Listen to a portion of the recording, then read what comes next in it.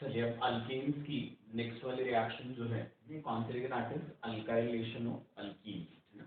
मतलब अल्कीन पर अल्केन का एडिशन करने वाले हैं अपन अब, ठीक है। तो ये रिएक्शन जो होती है इसमें एग्जांपल जो अपन ले रहे हैं वो कौन से, दिस इज आइसोब्यूटेन। इस पर रिएक्शन अपन करवा रहे हैं किसका, आइसोब्यूटीन का, ठीक है। इसमें यहाँ पर इनके जो प्रपोर्शन हम लेते हैं वो क्या लेते हैं, दैट इज 4:1, ठीक है। रिएक्शन जो होती है इसकी शुरुआत हम करवाते हैं कॉन्सेंट्रेटेड H2SO4 से, ठीक है ना। इसको ट्रेसेस में लिया जाता है, इसकी जगह पर HF भी लिया जा सकता है, ठीक है ना। In temperature of the reaction we keep what 0 degree centigrade. समझ आ गई बात ही। तो रिएक्शन जो होती है इसमें हमने आइसोब्यूटेन और आइसोब्यूटीन लिए 4:1 के रेशियो में। कॉन्सेंट्रेटेड H2SO4 को हम ट्रेसेस में लेते हैं और टेम्परेचर क्या रखते हैं यहाँ पर हम 0 डिग्री सेंटीग्रेड, ठीक है। इससे रिएक्शन में फॉर्मेशन हो जाता है किसका, this is of that isooctane, है ना। हालांकि टेक्निकली ये गलत नाम है बट स्टिल वो यूज में काफी ज्यादा है, तो इसलिए उसको हम आइसोऑक्टेन के नाम से ही जानते हैं, ठीक है। अब रिएक्शन जो होती है इसका mechanism again is quite simple to understand. क्या हो जाएगा, अल्कीन्स में पाई बॉन्ड है जो मॉलिक्यूल को क्या बनाते हैं, इलेक्ट्रॉन रिच, जीओसी में पड़ा हुआ है अपना। तो ये जो इलेक्ट्रॉन रिच मॉलिक्यूल है इस पर अटैक होता है किसका, that is of an electrophile. समझ आती बात ही। ये इलेक्ट्रॉन रिच मॉलिक्यूल है अल्कीन, इस पर इलेक्ट्रोफाइल का अटैक होगा। H2SO4 जो होता है ये क्या है, एसिड है, तो this is what source of H positive, ठीक है। तो इसमें से H पॉजिटिव निकलता है, जो एक इलेक्ट्रोफाइल होगा वो क्या करवाएगा यहाँ पर, हम बोलेंगे पाई बॉन्ड पर इलेक्ट्रोमेरिक शिफ्ट करवाता है, जिससे कौन सी चीज हो जाएगी, तो हम बोलेंगे इस कार्बन पर क्या आ जाएगा, यहाँ पॉजिटिव चार्ज आ जाता है, ठीक है ना। क्या हुआ यहाँ पर पाई बॉन्ड की शिफ्टिंग, इस कार्बन पर नेगेटिव आया जहाँ कौन जुड़ गया, H पॉजिटिव, और इस कार्बन पर क्या छूटा है, यहाँ पॉजिटिव चार्ज छूट गया। समझ आ गई बात ही, ठीक है। अब कौन सी चीज होती है यहाँ पर, तो हम बोलेंगे ये जो कार्बोकेटायन है अब ये क्या बन गया, इलेक्ट्रोफाइल, ये किस पर अटैक करते हैं, अल्कीन के दूसरे मॉलिक्यूल पर। समझ आ गई बात ये। पहले अल्कीन पर H पॉजिटिव का अटैक से क्या बना था, 3 डिग्री कार्बोकेटायन। अब ये जो 3 डिग्री कार्बोकेटायन बना है ये किस पर अटैक कर रहा है, तो हम बोलेंगे अल्कीन के दूसरे मॉलिक्यूल पर इलेक्ट्रोफाइल के फॉर्म में अटैक करेगा। समझ आ गई बात ये। अब इसमें भी क्या हो जाएगा, इलेक्ट्रोमेरिक शिफ्ट इधर ही होगी, इस कार्बन पर आएगा निगेटिव, इस निगेटिव कार्बन पर कौन जुड़ा है, कार्बोकेटायन, यहाँ पे निगेटिव आया था और ये पॉजिटिव कहाँ जुड़ गए, निगेटिव पर। पाई बॉन्ड इधर शिफ्ट हुआ तो यहाँ पर फॉर्मेशन हुआ किसका, that is of this 3 degree carbocation. समझ आ गई बात ही। इधर फिर से 3 डिग्री कार्बोकेटायन बन गया। अब टेम्परेचर जो हमने 0 डिग्री सेंटीग्रेड रखा हुआ है इसका सिग्निफिकेंस आएगा, तो हम बोलेंगे अब कौन सी चीज होगी, हमको लगेगा कि कैटायन फिर से अल्कीन पर जाए तो कौन सी वाली चीज करें, फिर से इलेक्ट्रोमेरिक शिफ्ट करवा के रिएक्शन को आगे बढ़ाएं। बट क्या हो जाएगा, अब इस पर स्टीरिक हिंड्रेंस के ज्यादा होने की वजह से इतने टेम्परेचर पर क्या नहीं होता, इसका अल्कीन पर फर्दर अटैक नहीं हो पाता, है ना। टेम्परेचर लो रखने की वजह क्या है, हम बोलेंगे ये कैटायन जो है अभी फिर से अल्कीन पर नहीं जाएगा, क्योंकि यदि अल्कीन पर जाता तो क्या होता, वहां स्टीरिक हिंड्रेंस था ही इस पर, तो इस वजह से क्या होता है, रिएक्शन का रेट काफी मतलब रिएक्शन जो होती है काफी ज्यादा बेसिक होती है ना, slow, required high activation energy which is not available at 0 degree centigrade. समझ आ गई बात ये। तो अब लेकिन कैटायन जो होता है कैटायन के फॉर्म में तो एग्जिस्ट कर नहीं पाएगा, ठीक है ना। तो अब इसको जब स्टेबल होना है तो स्टेबल होने के लिए क्या करता है, आइसोब्यूटेन जो होता है इस आइसोब्यूटेन में से इस कार्बन पर से इसको निकालेगा, दैट इज हाइड्रोजन, ठीक है ना। तो यहाँ से H निगेटिव के फॉर्म में यहाँ शिफ्ट होगा, है ना। इसी कार्बन पर से हाइड्रोजन क्यों हटेगा, हम बोलते हैं यहाँ से जब H निगेटिव के फॉर्म में निकलता है तो इस कार्बन पर क्या छूटता है, पॉजिटिव चार्ज, तो 3 डिग्री कार्बोकेटायन कैसा होगा यहाँ पर, ज्यादा स्टेबल, ठीक है ना। तो इस वजह से यहाँ से हाइड्रोजन निकलकर किस पर शिफ्ट हो गया, दैट इज कैटायन, और H निगेटिव के हटने से यहाँ फॉर्मेशन हुआ किसका, फिर से कार्बोकेटायन का। ये कार्बोकेटायन वापस किस पर जाएगा, अल्कीन के अगले मॉलिक्यूल पर, और रिएक्शन फिर से इसी तरीके से आगे बढ़ जाएगी। समझ आ गई बात ये, है ना। तो ये रिएक्शन जो होती है ये भी एग्जांपल किसका, that is of cation chain mechanism, है ना। कैटायन चेन मैकेनिज्म अपन ने और कहाँ भी देखा था अभी, आइसोमराइजेशन ऑफ अल्केन्स में, ध्यान बराबरी, है ना। तो ये जो कैटायन बना है यहाँ पर, ये फिर से कहाँ जाएगा, अल्कीन पर अटैक करने, और ये पूरी चेन फिर से इसी टाइप से आगे बढ़ेगी। इस वजह से अल्काइलेशन ऑफ अल्कीन, इसको क्या बोला जाता है, that we call cation chain mechanism. समझ आ गई बात की है ना। अब इसको एकदम क्विक रिव्यू कर लेते हैं। क्या बोला अपन ने, अल्कीन पर H2SO4 H पॉजिटिव के अटैक से इलेक्ट्रोमेरिक शिफ्ट हुई, यहाँ पे नेगेटिव आया, यहाँ H पॉजिटिव जोड़कर क्या बना, 3 डिग्री कार्बोकैटायन। 3 डिग्री कार्बोकैटायन ने अल्कीन के दूसरे मॉलिक्यूल पर अटैक करके क्या बनाया, नया 3 डिग्री कार्बोकैटायन। अब ये कार्बोकैटायन जो लार्ज साइज का होने की वजह से अल्कीन पर फर्दर अटैक नहीं करेगा, क्योंकि इस रिएक्शन के लिए जो एक्टिवेशन एनर्जी लगने वाली थी वो एक्टिवेशन एनर्जी ज्यादा थी, जो 0 डिग्री सेंटीग्रेड टेम्परेचर पर अवेलेबल नहीं होती है, ठीक है ना। तो इस वजह से क्या हो जाएगा, अब ये फर्दर अल्कीन पर अटैक नहीं करता। बट इस कैटायन को स्टेबल तो होना है, तो ये अपने स्टेबल होने के लिए क्या करता है, आइसोब्यूटेन में से ये जो 3 डिग्री कार्बन है, इस 3 डिग्री कार्बन पर से हाइड्रोजन को निकाल लेता है in the form of negative. Hydrogen यहीं से क्यों हटा, तो हमने बोला हाइड्रोजन यहीं से इसलिए हटा क्योंकि यहाँ से हाइड्रोजन के हटने पर कौन सी चीज होती है, 3 डिग्री कार्बोकैटायन का फॉर्मेशन होता है, ठीक है ना। ये क्या हो गया, this is product of the reaction isooctane, और इस 3 डिग्री कार्बोकैटायन जो बना ये क्या करेगा, अल्कीन पर अटैक करके रिएक्शन को फिर से आगे बढ़वा लेता है। समझ आ गई बात। तो रिएक्शन मैकेनिज्म को क्या बोला हमने, that is cation chain mechanism. Clear सबको अच्छे से है ना। This reaction is what, that alkylation of alkyne. Clear है अच्छे से यहाँ तक, है ना। अब अगली चीज जो होती है इसमें, नहीं हम कौन सी बोलेंगे, this we call that oxidation reaction. तो नेक्स्ट वाला रिएक्शन जो ऑक्सीडेशन है, तो सैचुरेटेड हाइड्रोकार्बन्स का एक जो ऑक्सीडेशन होता है, ये कौन सा रहेगा, दैट इज इनका कंप्लीट कंबशन, है ना। तो इनके कंप्लीट कंबशन की बैलेंस्ड इक्वेशन लिखी हुई है, इनकी कंप्लीट कंबशन पर बनता क्या है, CO2 एंड H2O, है ना। सैचुरेटेड हाइड्रोकार्बन्स के कंप्लीट कंबशन पर कौन सी चीज बोली हमने, फॉर्मेशन होगा किसका, that is of CO2 and H2O। Clear है अच्छे से, ठीक है। अब कौन सी चीज होती है, यदि इनकम्प्लीट कंबशन करवाएंगे तो इनकी इनकम्प्लीट कंबशन पर कौन सी चीज होती है, फॉर्मेशन होता है कार्बन मोनोऑक्साइड का एंड कार्बन ब्लैक का, depending upon the availability of oxygen. समझ आ गई बात है, depending upon the availability of oxygen कौन सी चीज होती है, तो हम बोलेंगे या तो फॉर्मेशन हो जाएगा कार्बन मोनोऑक्साइड का, या फिर फॉर्मेशन होता है किसका, that is of carbon. Clear है अच्छे से। अगली चीज जो हम बोलते हैं इसमें कौन सी, कि केमिकल ऑक्सीडेशन की यदि हम बात करें तो अल्केन्स जो होते हैं ये क्या रहेंगे, these are quite inert towards oxidation reaction, ठीक है। तो केमिकल ऑक्सीडेशन में इनका KMnO4 से ऑक्सीडेशन हो जाता है, बट कौन सी चीज इसमें रिक्वायर्ड है, हम बोलेंगे सिर्फ ऐसे वाले अल्केन्स जिनमें किसकी अवेलेबिलिटी होती है, that is of 3 degree carbon, है ना। KMnO4 से यहाँ से नेसेंट ऑक्सीजन निकलकर, ठीक है, अल्केन में भी क्या होगा, 3 डिग्री कार्बन होगा, तो उसको किस में कन्वर्ट कर देगा, दैट इज इनटू OH, ठीक है ना। और यदि कौन सी वाली चीज हुई, इस टाइप का अल्केन हुआ और इसकी यदि KMnO4 से रिएक्शन हमने करवाने की कोशिश की, तो आंसर क्या रहेगा, विल बी नो रिएक्शन।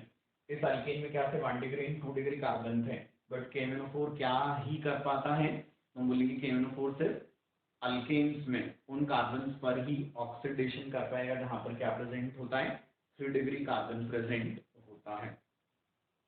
आई के बात समझ में अच्छे से, है ना। अब कौन सी चीजें क्वेश्चन के लिए इंपॉर्टेंट है ना रिएक्शन में। अब ये जो कंबशन रिएक्शन हमने देखा था, इसको अपन थोड़ा स्टेबिलिटी से रिलेट करते हैं, है ना? तो कौन सी चीज अपन बोलते हैं कि जो measure of heat of combustion होता है, this also can be a measure of what, stability of alkane, ठीक है ना। तो अल्केन्स की स्टेबिलिटी में, अल्केन्स की स्टेबिलिटी में, ठीक है, और इनके हीट ऑफ कंबशन में क्या रहेगा, हम बोलते हैं इनवर्स रिलेशन होता है। Heat of combustion is what, so we say it is inversely related to, this is inversely related to stability. Heat of combustion को what we can write it is HOC. Heat of combustion is inversely related to stability. समझ आई बात ये। अब कौन सी वाली चीज होती है इसमें, तो हम बोलते हैं हीट ऑफ कंबशन जो है ये क्या रहेगा, that is an exothermic reaction, ठीक है ना। तो हीट ऑफ कंबशन के समय पर जो एनर्जी रिलीज होती है, ये एनर्जी रिलीज कहाँ से होगी, तो हम बोलेंगे मॉलिक्यूल में जहाँ एनर्जी स्टोर्ड होती है वहीं से ये रिलीज होती है। ठीक है, अब केमिकल कंपाउंड्स में या मॉलिक्यूल्स में एनर्जी का स्टोरेज होता कहाँ है, तो हम बोलेंगे एनर्जी का स्टोरेज जो होता है वो किस में होता है, दैट इज इन बॉन्ड्स। ठीक है ना, एनर्जी का स्टोरेज कहाँ रहेगा, तो हम बोलेंगे बॉन्ड्स में होता है। आया कि समझ में? ठीक है, तो अब 5 चीज होगी इस हिसाब से, तो हम बोलेंगे जिस कंपाउंड में ना क्या रहेंगे, बॉन्ड्स जितने ज्यादा होंगे उसका हीट ऑफ कंबशन का मेजरमेंट उतना ज्यादा आने वाला है। आपकी बात समझ में? 5 चीज हम बोलेंगे, तो हम बोलेंगे किसी भी मॉलिक्यूल में क्या रहेंगे, केमिकल बॉन्ड्स जितने ज्यादा होंगे तो कौन सी चीज हो जाएगी, उनके कंबशन पर निकलने वाली एनर्जी उतनी ज्यादा होगी, क्योंकि हीट ऑफ कंबशन के समय पर जो एनर्जी रिलीज होती है ये एनर्जी होती ही कौन सी है, जो बॉन्ड्स में स्टोर्ड होती है। समझ आ गई बात?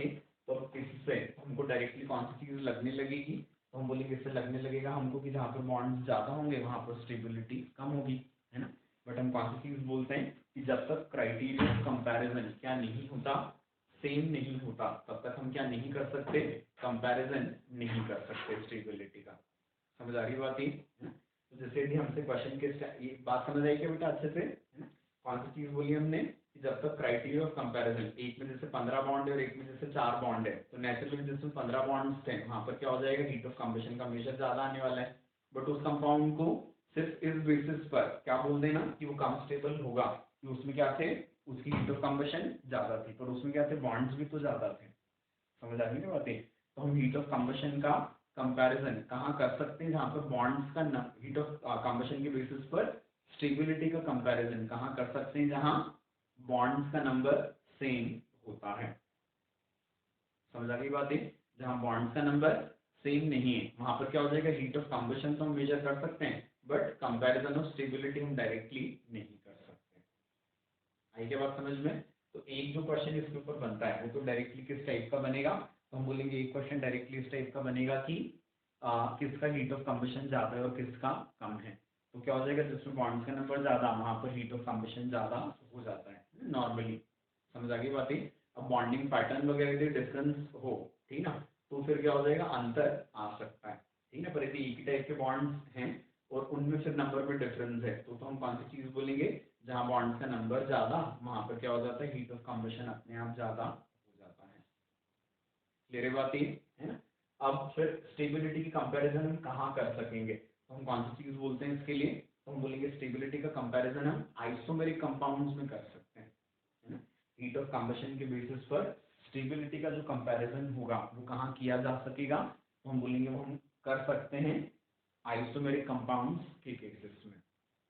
समझ आ गई बात ये? तो आइसोमेरिक कंपाउंड्स में हम क्या बोलते हैं कि जैसे जैसे ब्रांचिंग बढ़ती जाती है वैसे वैसे हीट ऑफ कंबशन कम कम होता जाता है, ठीक है ना। कौन सी चीज बोली हमने, स्टेबिलिटी ऑफ अल्केन, ये हमको कंपेयर करने on the basis of their heat of combustion. ठीक है, तो हीट ऑफ कंबशन के बेसिस पर स्टेबिलिटी का कंपैरिजन किसमें किया जा सकता है, तो हमने बोला आइसोमेरिक कंपाउंड्स में ये किया जा सकता है, ठीक है ना, क्योंकि उनमें बॉन्ड्स का नंबर सेम रहने वाला है। आई बात समझ में? और इसमें क्राइटेरिया जो होता है ना, क्राइटेरिया क्या रहेगा, तो हम बोलेंगे आइसोमेरिक कंपाउंड्स में जैसे जैसे क्या होता जाएगा, ब्रांचिंग बढ़ती जाती है वैसे वैसे उनका हीट ऑफ कंबशन कम कम होता जाता है, ठीक है ना। और हीट ऑफ कंबशन जितना कम रहेगा क्या हो जाएगा, स्टेबिलिटी उतनी ज्यादा होती है ना। तो आइसोमेरिक कंपाउंड्स में ब्रांचिंग के बढ़ते जाने पर कौन सी चीज हो जाएगी, हीट ऑफ कंबशन उनका कम हो जाएगा, और हीट ऑफ कंबशन यदि उनका कम हुआ, हीट ऑफ कंबशन यदि कम हुआ तो क्या हो जाएगा, स्टेबिलिटी उनकी ज्यादा होगी। तो ये जो नियोपेंटेन होता है इसकी स्टेबिलिटी आइसोपेंटेन से ज्यादा और आइसोपेंटेन की स्टेबिलिटी एनपेंटेन से ज्यादा होती है। आई बात समझ में अच्छे से, है ना। क्योंकि कौन सी चीजें जो कंबशन रिएक्शन होती है ये भी क्या है, that is a free radical reaction. समझ आती बात है? कंबशन रिएक्शन क्या है, एक फ्री रेडिकल रिएक्शन है, और फ्री रेडिकल की स्टेबिलिटी ज्यादा कब होती है, जहां पर ब्रांचिंग ज्यादा हो। समझ आती बात है? तो इसलिए क्या हो जाएगा, ब्रांचिंग के बढ़ते जाने पर heat of combustion come come, in correspondingly क्या हो जाएगा, स्टेबिलिटी बढ़ती जाती है। समझ आ गई बात है? अब इसमें एक काफी अच्छा एग्जाम्पल जो होता है, ठीक है ना। वो कौन सा रहेगा, that is of cyclic alkane, है ना, इनकी स्टेबिलिटी, है ना। यहाँ पर ये ब्रांचिंग वाला फंडा जो होगा ये उल्टा पड़ जाता है। जैसे कौन सी वाली चीज है, साइक्लोहेक्सेन है, then this is what is methyl cyclopentane, then this is what that cyclobutane with two branches, and this is what that cyclopropane with three branches, ठीक है ना। तो यहाँ पर हमको स्टेबिलिटी ऑर्डर क्या देखने को मिल रहा है, जहाँ पर ब्रांचिंग है ही नहीं उसकी स्टेबिलिटी सबसे ज्यादा, तो जहाँ पर ब्रांचेस सबसे ज्यादा है उसकी स्टेबिलिटी सबसे कम। समझ आ रही बात है। तो ये वाला जो फंडामेंटली ओपन चेन कंपाउंड्स के लिए तो वैलिड है, लेकिन क्लोज चेन कंपाउंड्स में स्टेबिलिटी में एडिशनल क्राइटेरिया आ जाता है। वो कौन सा वाला, दैट इज रिंग स्ट्रेन। आते हैं समझ में। क्या बोला हमने, यहाँ पर साइक्लिक कंपाउंड्स में स्टेबिलिटी के लिए एक और नया क्राइटेरिया आ जाता है, and that new criteria is what, तो हम बोलेंगे रिंग स्ट्रेन, ठीक है ना। तो जो साइक्लोप्रोपेन की रिंग होती है ये क्या होती है, सबसे ज्यादा स्ट्रेनस रिंग होती है, इस वजह से इसकी स्टेबिलिटी सबसे कम होती है। और साइक्लोहेक्सेन की रिंग जो होती है ये क्या रहेगी, that is strain free ring. समझ आ रही बात है। तो यहाँ पर क्या है, ब्रांचिंग बिल्कुल नहीं, यहाँ पर ब्रांचिंग मैक्सिमम, ठीक है। उसके बाद भी क्या था, जिसमें ब्रांचिंग सबसे ज्यादा थी उसकी स्टेबिलिटी सबसे कम, क्योंकि वहां पर क्या था, रिंग में स्ट्रेन सबसे ज्यादा था। आएगा बेटा समझ में अच्छे से। तो this is an important example, इसको ध्यान से नोट करना, ब्रैकेट में इसको लिखना भी अच्छे से, है। यहाँ पर स्टेबिलिटी के लिए apart from branching one more criteria was there, ठीक है ना, दैट क्राइटेरिया इज व्हाट, तो हम बोलेंगे क्राइटेरिया होता है रिंग स्ट्रेन का, ठीक है ना। अब जैसे इसके दो आइसोमर्स यदि आप देखो, ठीक है ना, यहाँ पर for example if you consider what, cyclopropane का ही ये एक और आइसोमर ले लिया हमने, है ना। तो अब इसमें कौन सी चीज हो जाएगी, इसमें 3 ब्रांच है इसमें 2, तो फिर इसकी स्टेबिलिटी इससे ज्यादा हो जाएगी, है ना। क्योंकि अब यहाँ पर फिर से क्या हो गया था, बेस जो था वो दोनों का क्या था, दैट वाज साइक्लोप्रोपेन, तो रिंग स्ट्रेन वाला जो फैक्टर था वो क्या हो गया, नलीफाई हो गया। तो कौन सी चीज है जिसमें ज्यादा ब्रांचेस उसी में क्या है, फिर से स्टेबिलिटी ज्यादा है। क्लियर है। तो इस क्वेश्चन को करते समय ध्यान में रखना है कि यहाँ पे ब्रांचिंग वाला फंडा कब तक नहीं लगेगा, जब तक रिंग का साइज अलग अलग होता है, ठीक है ना। रिंग का साइज सेम है तो फिर से क्या हो जाएगा, ब्रांचिंग वाला फंडा यहाँ पर फिर से एप्लीकेबल हो जाता है। आगे बेटा समझ में अच्छे से, चलिए